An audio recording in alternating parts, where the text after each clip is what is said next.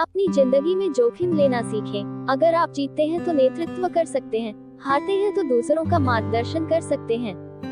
Hello दोस्तों, कैसे हैं आप लोग? मैं उम्मीद करती हूँ कि आप सभी अच्छे ही होंगे। दोस्तों, आज हम इस वीडियो में 5 छोटी छोटी सारगर्भित, रोचक, ज्ञानवर्धक और मजेदार कहानियाँ सुनेंगे। पहली कहानी है कर्ज। विवाह के 3 वर्ष हुए थे जब हेमलता गर्भवती होने पर अपने घर गुजरात जा रही थी। पति शहर से बाहर थे। जिस रिश्ते के भाई को स्टेशन से ट्रेन में बिठाने को कहा था वो लेट होती ट्रेन की वजह से रुकने में मूड में नहीं था, इसीलिए सामान सहित प्लेटफॉर्म पर बनी बेंच पर बिठा कर चला गया। गाड़ी को 5वें प्लेटफॉर्म पर आना था। गर्भवती हेमलता को 7वां माह चल रहा था। सामान अधिक होने से एक कुली से बात कर ली। बेहद दुबला पतला बुजुर्ग, पेट पालने की विवशता उसकी आंखों में थी। एक याचना के साथ सामान उठाने को आतुर। हेमलता ने उसे 15 रुपए में तय कर लिया और टेक लगाकर बैठ गई। तकरीबन 1.5 घंटे बाद गाड़ी आने की घोषणा हुई, लेकिन वो बुजुर्ग कुली कहीं नहीं दिखा। कोई दूसरा कुली भी खाली नजर नहीं आ रहा था। ट्रेन छूटने पर वापस घर जाना भी संभव नहीं था। रात के 12:30 बज चुके थे।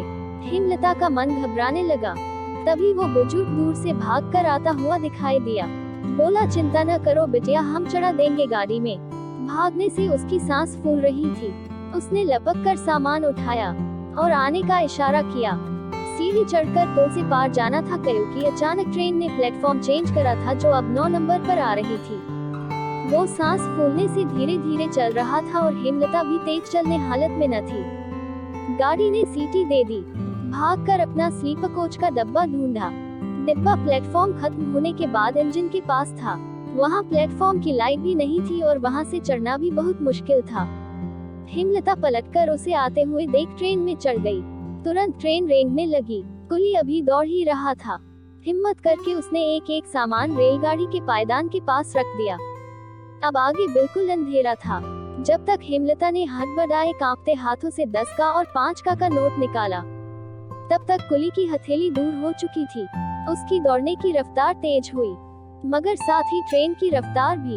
वो बेबसी से उसकी दूर होती खाली हथेली देखती रही और फिर उसका हाथ जोड़ना नमस्ते और आशीर्वाद की मुद्रा में। उसकी गरीबी, उसका पेट, उसकी मेहनत, उसका सहयोग, सब एक साथ हेमलता की आंखों में कौंध गए। उस घटना के बाद हेमलता डिलीवरी के बाद दोबारा स्टेशन पर उस बुजुर्ग कुली को खोजती रही, मगर वो कभी दोबारा नहीं मिला। सच है, कुछ कर्ज कभी नहीं उतारे जा सकते। दोस्तों, अब हम अगली कहानी नंबर 2, समस्या का समाधान सुनते हैं। एक व्यक्ति अपने परिवार, रिश्तेदार, मित्र, मोहल्ला के निवासी, अपनी फैक्ट्री के कार्यकर्ताओं से अति दुखी होकर समाधान हेतु अपने गुरु के पास पहुंचा और अपनी पीड़ा गुरुदेव को बताते हुए बोला, मेरे कर्मचारी, मेरी पत्नी, मेरे बच्चे और मेरे आसपास के सभी लोग बेहद स्वार्थी हैं। कोई भी सही नहीं है। मैं क्या करूं गुरुदेव? उस व्यक्ति की वेदना को समझ गुरुजी उसकी समस्या को भली भांति समझ गए।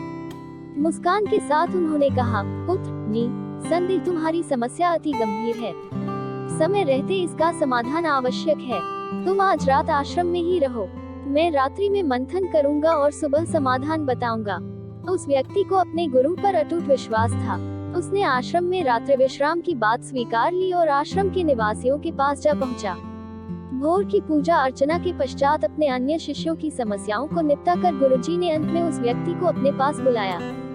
एक रात आश्रम में बिताने के अनुभव को भी वह व्यक्ति अपने गुरु को बताने से स्वयं को रोक न सका और बोला, गुरुदेव, आपके आश्रम में भी स्वार्थियों ने अपना डेरा जमा रखा है।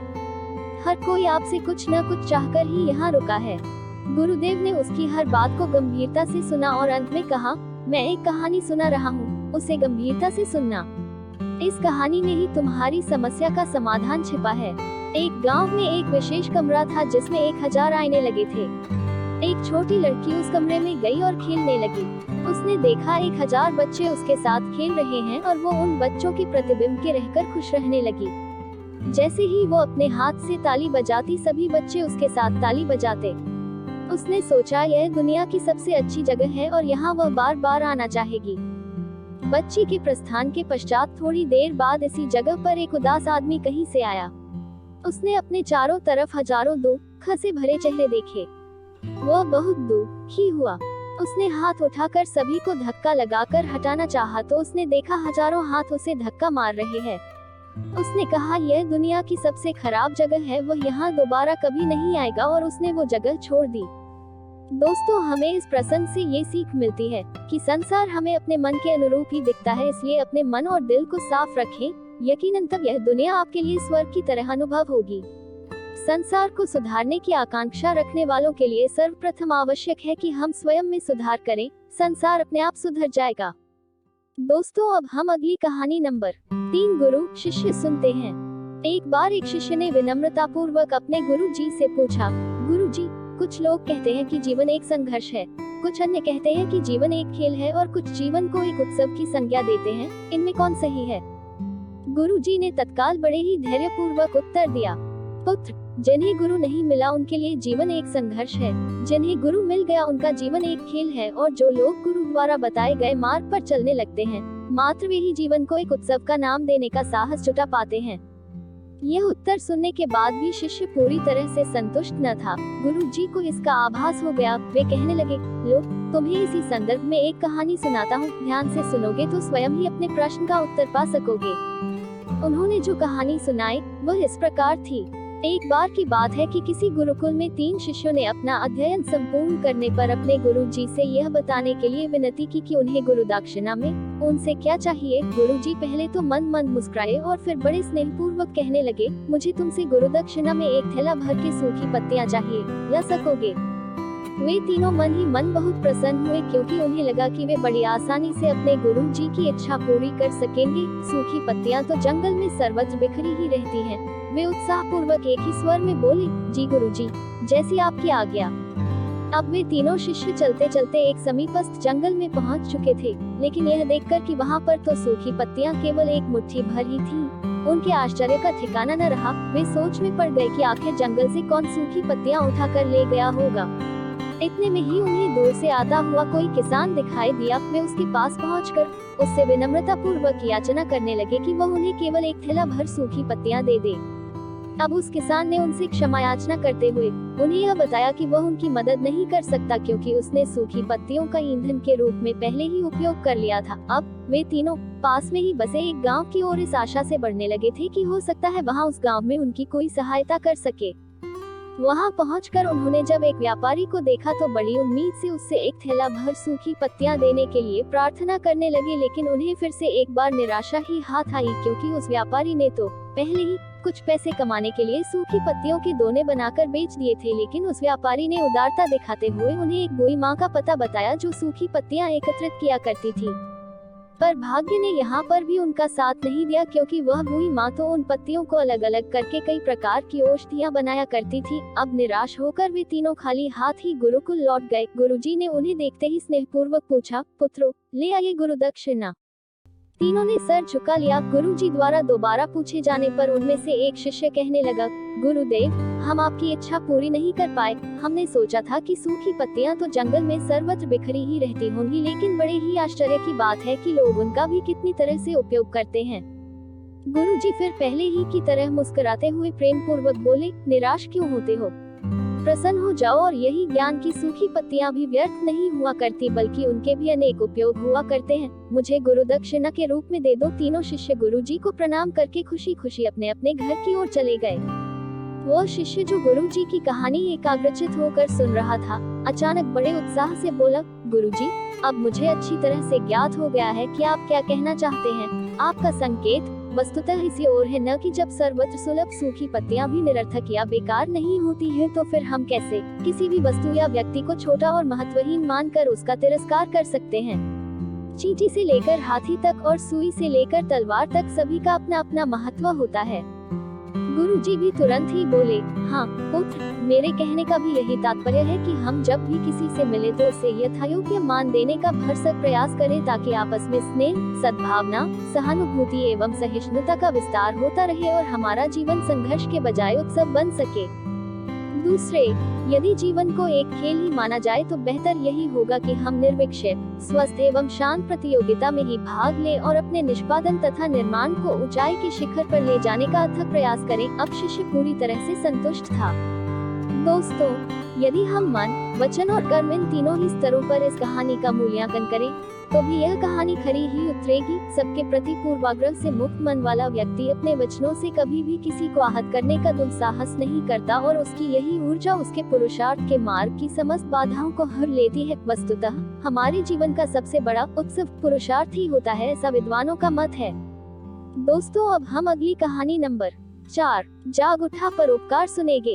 एक समय की बात है, रामपुर गांव में राम नामक एक व्यक्ति रहता था। गांव में आपसी भाईचारा और प्रेम बहुत था, इसलिए वहां के सभी समुदाय के लोग आपस में मिलजुल कर रहा करते थे। राम नामक व्यक्ति अधेड़ उम्र होने के कारण चाचा नंबरदार के नाम से पहचाने जाते थे। सभी उनका मान सम्मान और आदर सत्कार किया करते थे। उनका अपना मकान गांव की चौपाल पर छोटा सा था। उसके अंदर आम का एक पुराना पेड़ था, जिनके फल गांव के बच्चे, बूढ़े और जवान सभी खाया करते थे। राम चाचा का स्वभाव कुछ इस प्रकार का था कि वे बच्चों को कुछ ज्यादा ही प्यार किया करते थे। राम चाचा हर साल बरसात के मौसम में जब आम पक जाते थे तो गांव के सभी बच्चों को विशेष तौर पर आम की दावत दिया करते थे। किसी कारणवश पिछले 2 वर्षों से यह परंपरा टूट गई थी। बच्चे उनकी इस बात पर बहुत नाराज रहने लगे थे, परंतु वे कर कुछ नहीं सकते थे, क्योंकि राम चाचा का रौब भी बच्चों पर कम नहीं था। पहले साल तो बच्चे उनकी इस हरकत पर कि चाचा ने एक बार उनको आम की दावत नहीं दी, आम की फसल बर्बाद कर गए। लेकिन दूसरे साल जब आम के पेड़ पर बोर आया और आमियां छोटी छोटी बनने लगी, तो बच्चों ने देखा कि चाचा राम आज गांव में नहीं है। तब सब बच्चों ने मिलकर आम के पेड़ पर पथराव कर दिया। उनकी सारी आमियां झाड़ दी। आमियां उठाकर बच्चे अपने अपने घर ले गए। कुछ ने खाए और कुछ ने बर्बाद की। राम चाचा को जब इस बात का पता चला तो इन्हें गुस्सा तो बहुत आया, मगर वे अपने गुस्से को पी गए। किंतु फिर वे किसी अच्छे से मौके की तलाश में रहने लगे। फिर तीसरे साल आम का मौसम आया। राम चाचा ने अपने पेड़ के आमों के अलावा कुछ आम बाजार से भी मंगवाए और फिर गांव में ऐलान कर दिया, आज पूरे गांव के बच्चों की उनके घर पर आम की दावत है। इस ऐलान को सुनकर बच्चे बड़े खुश हुए, लेकिन वे जितना खुश थे उससे कहीं ज्यादा हैरान भी थे। उस दिन हल्की वर्षा हो रही थी। कुछ बच्चे तो डर के मारे नहीं गए थे और कुछ इस डर के मारे चले गए थे कि कहीं चाचा उनके न जाने पर नाराज न हो जाएं। फिर भी गांव के लगभग आधे से अधिक बच्चे चाचा राम के घर आम की दावत पर उपस्थित हुए। हल्की हल्की बारिश पड़ रही थी, ठंडी ठंडी हवा चल रही थी। बच्चे मजे लेकर आम खा रहे थे। जब आम समाप्त हो गए और बच्चे को अंगड़ाई आने लगी, तो अनायास ही एक बच्चे की नजर चाचा के घर के एक कोने की तरफ उठ गई, जहां छप्पर के नीचे एक बहुत बड़ा किसी वस्तु का ढेर पुआल से ढका हुआ था। उस बच्चे ने यह बात अन्य बच्चों को इशारे से बताई। तब अंत में एक बच्चे ने डरते डरते चाचा राम से पूछ ही लिया, चाचा जी, इस ढेर में आपने किसके लिए क्या छुपा रखा है? राम चाचा उसकी बात सुनकर खिलखिलाकर हंस पड़े और फिर उन्होंने अपनी पिछली गलती पर बच्चों के सामने पश्चाताप किया। फिर वे बोले, सुनो बच्चों, आम तो तुम्हें हर साल मिलेंगे ही, लेकिन अगर तुम मेरे मरने के बाद भी आम खाना चाहते हो तो मेरे पीछे आओ। चाचा उठकर छप्पर पर बने ढेर की ओर चल पड़े। बच्चे भी उनके पीछे पीछे चल दिए। चाचा ने ढेर के ऊपर से पुआल हटाए और बच्चों से कहा, बच्चों, अपने दोनों हाथों में भरकर जितने भी आम ले जा सको ले जाओ। बच्चों ने खुशी खुशी ढेर से आम उठाकर अपने दोनों हाथों में ले लिए। उनकी खुशी को देखकर चाचा राम की आंखों में आंसू छलक आए। वे बोले, सुनो बच्चों, अपने अपने घर जाकर इन आमों को खाओ और इनकी गुठलियों को अपने अपने घरों में और गांव भर में बो दो। और आम के लिए कितने दिनों तक इंतजार करना होगा? बच्चों के बीच से एक धीमा स्वर उभरा, परंतु उस धीमे स्वर को चाचा राम ने सुन लिया था। तब उन्होंने जाते बच्चों को रोका और अपने बेटे के कंधों पर हाथ रख कर बोले, जब तक तुम्हारे द्वारा बोए गए पेड़ों पर आम आए, तब तक तुम हमारे पेड़ से हर साल आम खाना। मेरा बेटा तो यहीं पर तुम्हारे बीच रहेगा। यह तुम्हें हर साल अपने पेड़ के इसी प्रकार आम खिलाएगा। फिर जब तुम्हारे पेड़ों पर फल आने लगेंगे तो तुम जिंदगी भर अपने पेड़ों से आम खाना। चाचा राम की बात सुनकर बच्चे खुश हुए। वे हल्ला गुल्ला करते उनके घर से बाहर निकल गए। कई ने चाचा जिंदाबाद की आवाज बुलंद की और फिर अपने अपने घरों को रवाना हो गए।